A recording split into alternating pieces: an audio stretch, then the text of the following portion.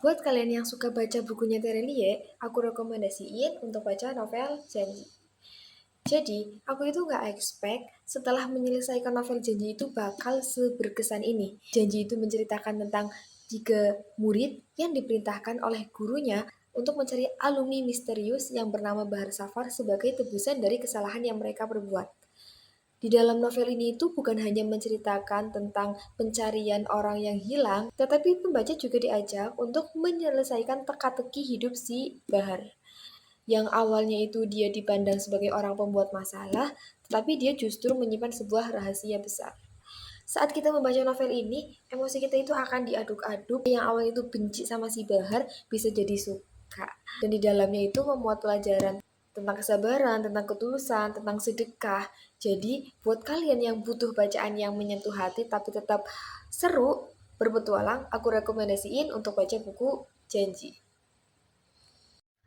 Halo semuanya, bertemu lagi dengan saya.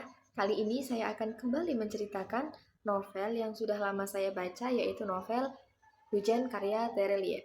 Nah, jadi teman-teman, novel Hujan ini merupakan salah satu karya Terelie yang membuat saya penasaran dengan karya Terelie yang lainnya. Karena di dalam novel Hujan ini banyak sekali menguras emosi dan air mata karena ceritanya yang menurut saya bisa dikatakan dengan cerita yang sangat bagus.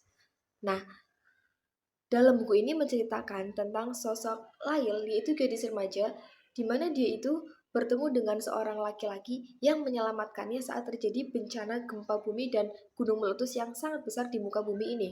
Keduanya itu tumbuh bersama, berteman, hingga akhirnya muncul benih-benih cinta. Namun, karena si Esok ini merupakan salah satu tokoh yang sangat pintar, si Esok ini akhirnya melanjutkan pendidikannya ke ibu kota. Hal ini yang menjadikan si Esok dengan Lail ini jarang sekali untuk berkomunikasi. Nah, seiring dengan berjalannya waktu, si Esok ini dia itu ingin menyelamatkan sebagian besar penduduk bumi dengan membuat sebuah pesawat yang didesain dengan teknologi yang canggih, di mana Esok ini bekerja sama dengan timnya yang kemudian dia itu menjadi jarang untuk menghubungi Lail. Intinya, di dalam cerita ini itu berlatar belakang zaman masa depan, di mana zamannya itu sudah menggunakan teknologi yang sangat canggih. Nah, di dalam novel ini juga banyak membuat greget pembacanya, serta banyak menguras air mata karena menceritakan tentang sebuah kehilangan, persahabatan, percintaan, dan banyak konflik yang menurut saya menjadi bumbu dari novel ini. Nah, menurut saya novel Hujan merupakan salah satu novel Terelie yang terbaik. Meskipun masih banyak karya Terelie yang lebih baik dari Hujan, tapi menurut saya Hujan ini merupakan novel yang sangat recommended. Jadi bagi kalian yang penasaran dengan kisah lengkap dari novel Hujan karya Terelie ini, kalian bisa membacanya sendiri. Terima kasih. Gimana rasanya pulang ke rumah setelah belasan tahun nggak pulang dan kamu sudah kehilangan semuanya? Itulah yang dirasakan oleh Karman dalam novel Kubah karya Ahmad Tuhari. Karman adalah korban dari ego dan ideologi, di mana dulu dia itu merasa paling benar hingga akhirnya dia dibuang ke pengasingan. Dan setelah dia kembali ke kampungnya, dia harus menerima kenyataan bahwa istrinya sudah menikah lagi dengan orang lain. Dan dia harus menerima hinaan dari orang-orang sekampung.